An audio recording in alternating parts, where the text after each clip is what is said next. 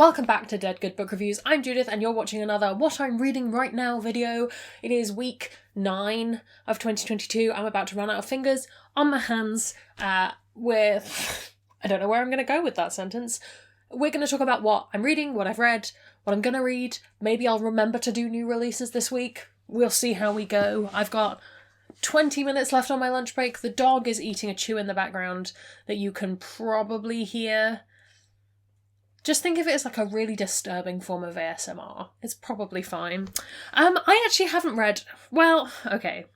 So since we last spoke, I have read 5 things, which is pretty good going. Like, it's been 7 days since we spoke. I finished 5 books. I'm not going to sniff at it.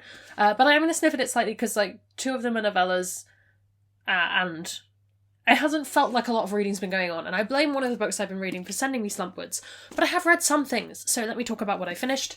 I finished The Mirror Season by A.M. Macklemore. Now, this was fantastic. It was really well written. It's really reminiscent of their other stuff, which is great if you liked their other stuff.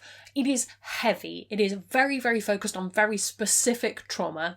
That I will include the story graph so you can look up the content warnings for that, because YouTube will get stressed if I say it all out loud.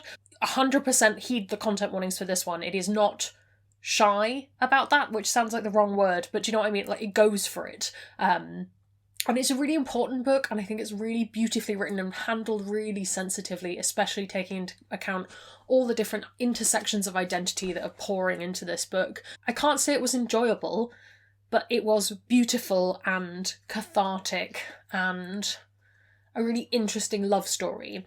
And I think it was much more... And I mean this in not necessarily the way you might think, a very explicit story where a lot of the other books have hinted at generational trauma and so such. This is very much a, here is the thing that happened. You know that right from the outset. So we have these 2 characters who experience an assault at a party, and our main character, why can I not remember her name? That's terrible. Ciela. She remembers what happened and the other character does not. And it's sort of about shared trauma and processing your own trauma, and things in the town start turning to mirrors, and that's why it's called The Mirror Season.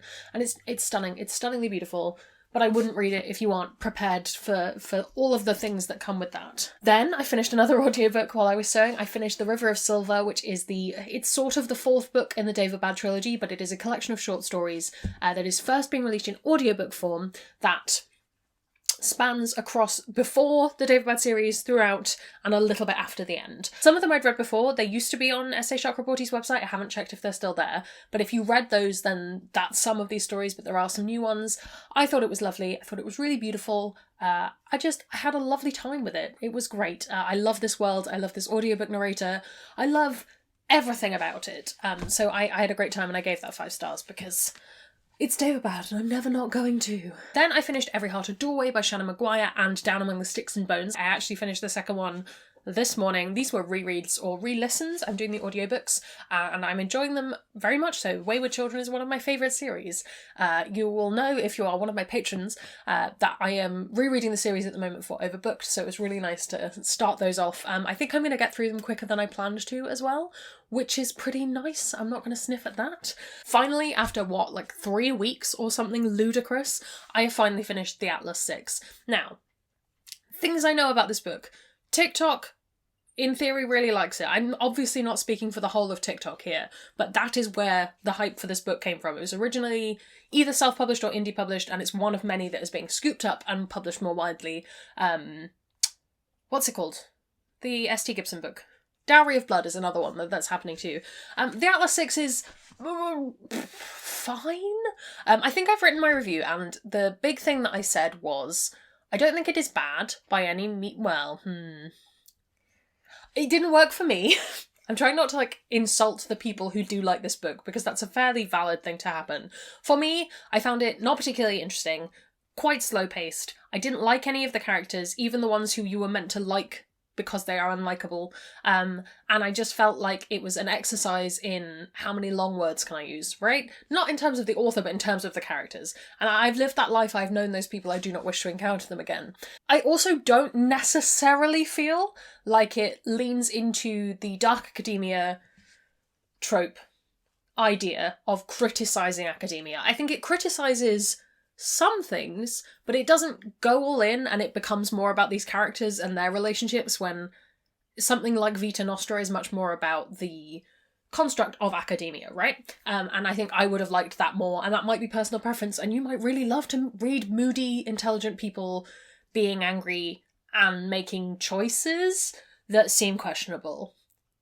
Maybe. I found it very slow. I didn't love it. I would maybe read a sequel. I don't think I'd pay to read a sequel, if that makes sense. Like, if they want to send me an arc after that scathing review, they're very welcome to. That's everything I finished. And then I am still working on... Get the app up so I can see. Oh yeah. Oh, it's in my bag. It's over there. I have made a start on The Ruin of Kings by Jen Lyons. Angela and I are reading this. I am maybe 50 pages in and I'm loving it. It's such a good read. The tone is just what I need right now, which is like, have your complicated fantasy, but it's also going to be humorous, and it's also going to be like just a really lovely kind of... Sassy isn't the right word.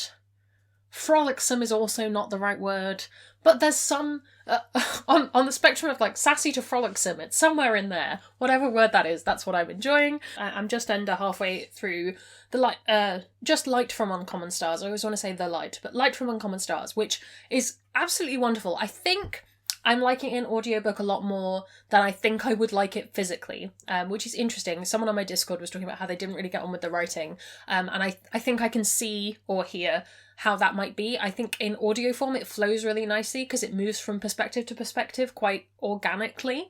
But it's, at the moment, there's space aliens, there's demon pacts, and there's trans violinists, and it's all swirling together into this wonderful mix of different ideas and things, and I'm really loving it, and I'll be very interested to look for the author, Rika Aoki's other stuff, because this is, it's ticking boxes for me.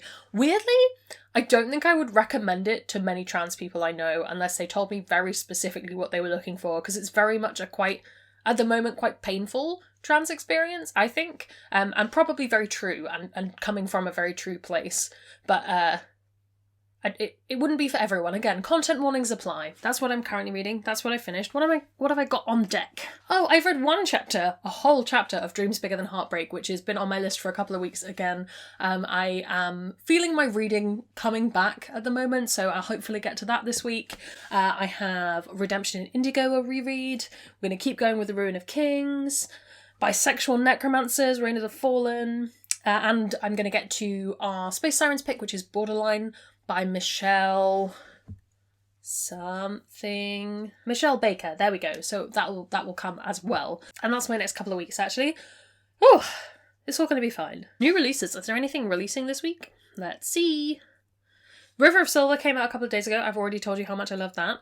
Gallant by V. Schwab. Very excited. Hopefully there's something coming in the post for me with that one. Not sure. Edgewood, which I have written down, but I have no idea what it is. I have a vague recollection of there being a princess on the cover.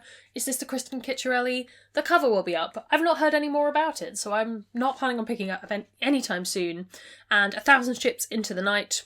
Again, not sure, but it is on my list, so maybe one day I will get to it. I'm also aware that I completely forgot to do new releases last week, but neither of them were releases that I liked, so let's move on. I have hauled one book, but it's not upstairs, and I'm slightly annoyed at the people who sent it to me because I did not necessarily give them permission to have my address, so more on that anon. I'm going to decide how I feel about that one, and probably not promote it here. Questionable feelings about their data protection practices, and I have Lakelaw coming. It has been released by Book Depository, not sponsored, just who it's been released by because that's who I ordered it from, and it's winging its way to me in the post, and I'm very excited. I'm also, hopefully if I can wangle another 10 minutes out of my afternoon, I'm going to be finishing off the second mock-up for my sewing project. I think the video may be a little bit delayed. In fact, just a heads up, video production is currently least... Thank you, Luna. She's eaten an enormous chew just sat behind this camera. I'm so sorry. Video production is not currently something that I am brain happy doing. That's not a sentence, but basically when it gets to the evening, I'm like, oh, I should edit a video. And my brain's like, oh, we could read a book, or we could play video games, or we could sew. And then it doesn't happen. So I'm going to try and be a bit more disciplined the rest of this week. But if there is a little bit of a hiatus on a couple of videos, it's just because the knock-on effect of a bad brain week really does kick my schedule a little bit. But there will be a sewing project in the future. So I nearly said knees peeled. Why can I never get it right? I think the other week it was sneaky peepers. Now it's knees peeled for that one. Keep your knees peeled, people. What are you reading? What are you up to? Are you having as chaotic a time as I am? I did my first Patreon live stream. I will maybe insert a clip of that here so you can see what chaos it was. It was a great time. Thank you for coming to that. This is how I would personally defeat every single Godzilla monster. I hate it here. I love ice skating, but I don't want to talk to any of these people. I don't know how to make friends with people. And this came up. And I don't think I've ever seen anything I simultaneously want so much and want to never, never come near me in any way, shape, or form. I love the idea of a very casual exorcist, where most of the time you're just like living your normal life, and occasionally the Catholic Church is like, Steve, we have a job for you, but it's kind of like a plumber. A small one. That's all from me, and I will see you in the next one. It's gonna be some bloopers now. Yeah. I'm trying not to cut the top of my head off. Then I finished Every Heart to Do Away and Down Among the Sticks of Bones. Why can't I talk today?